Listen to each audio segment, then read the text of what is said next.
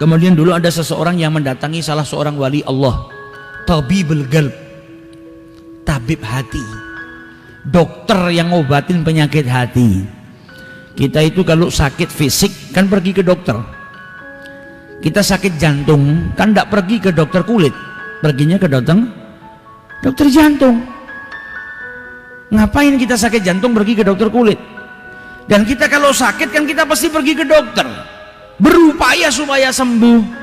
Tapi sayangnya kita punya penyakit banyak dalam hati kita, kita nggak pernah pergi ke tempat supaya penyakit hati kita itu hilang atau terobati.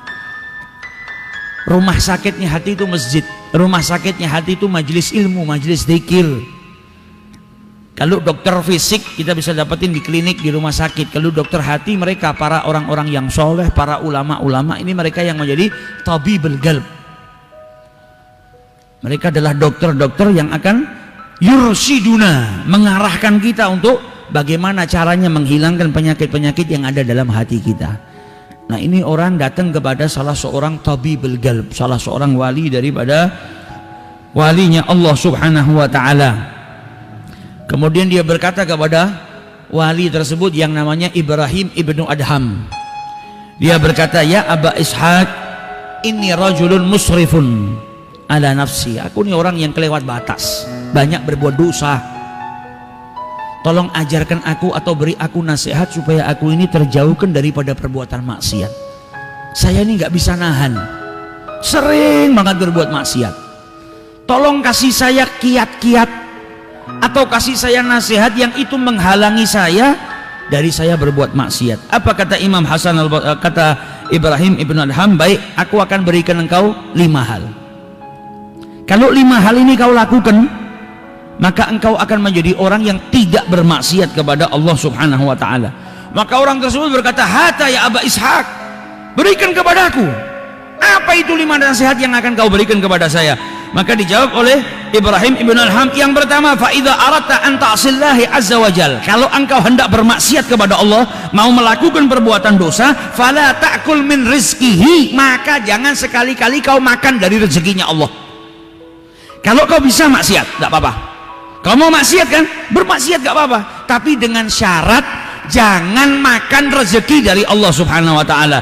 Maka orang tadi berkata, famin aina akul, kalau saya nggak makan rezekinya Allah, dari mana saya makan?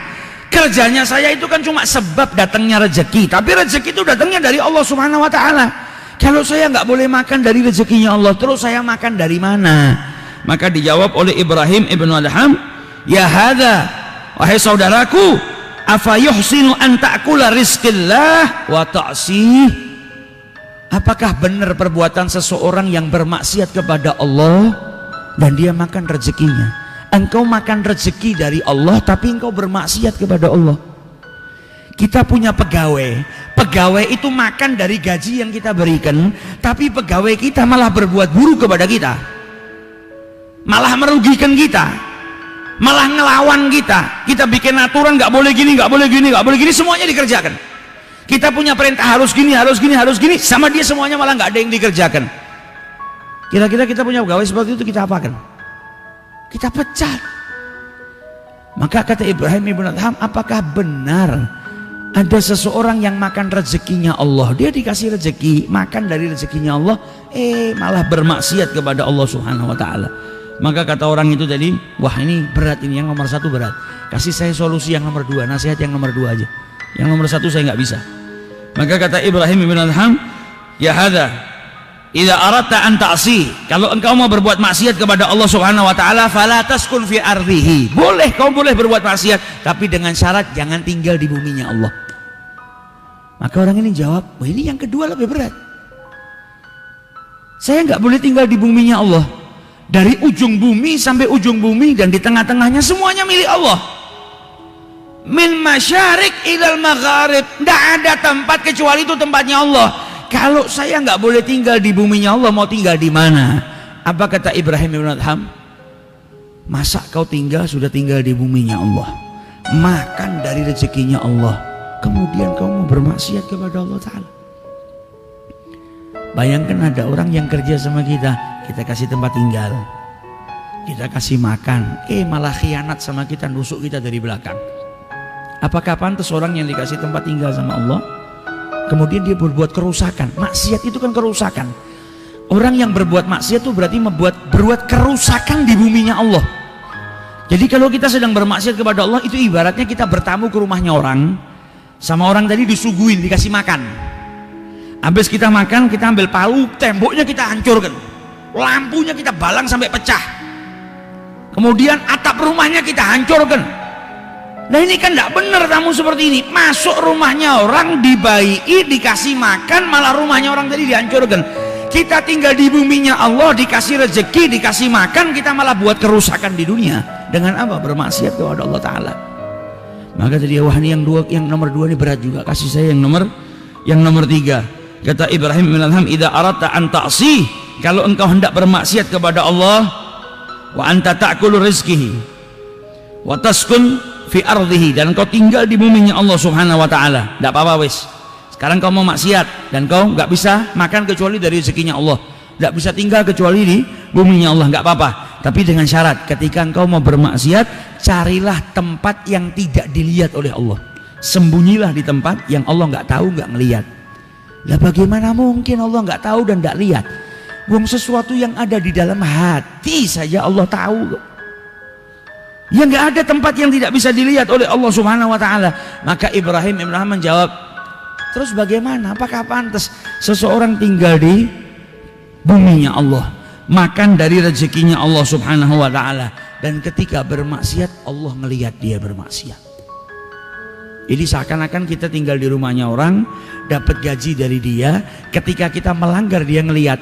Biasanya orang itu kalau mau berbuat buruk takut ketahuan bosnya, ini terang-terangan di depan bosnya. Kan tidak pantas. Kau juga tinggal di buminya Allah, makan terang-terangan maksiat di hadapan Allah. Allah tahu kau berbuat maksiat itu, maka itu gak pantas.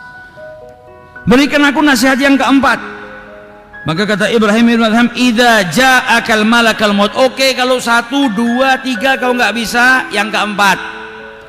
Idza ja'akal malakal maut, kalau datang kepadamu malaikat pencabut nyawa, mau nyabut nyawamu, maka katakan kepada malaikat pencabut nyawa lagi, tunggu dulu, saya tak taubat dulu, nanti baru cabut nyawa saya. Ya nggak bisa. Kematian kalau datang ya sudah datang, la yastakhiruna sa'atan wa la yastaqdimun. Lah kalau kau tahu tidak bisa menunda pencabutan nyawa, kok masih berani maksiat? Lah kalau kau belum sempat tobat, dicabut nyawamu sama Allah gimana? Apalagi kalau kau tengah-tengah berbuat maksiat, dicabut nyawamu sama Allah bagaimana? Apa kau nggak takut dimasukkan dalam nerakanya Allah Ta'ala? Wah saya nggak bisa. Yang kelima. Kata Ibrahim bin Adham, ini yang terakhir, yang kelima.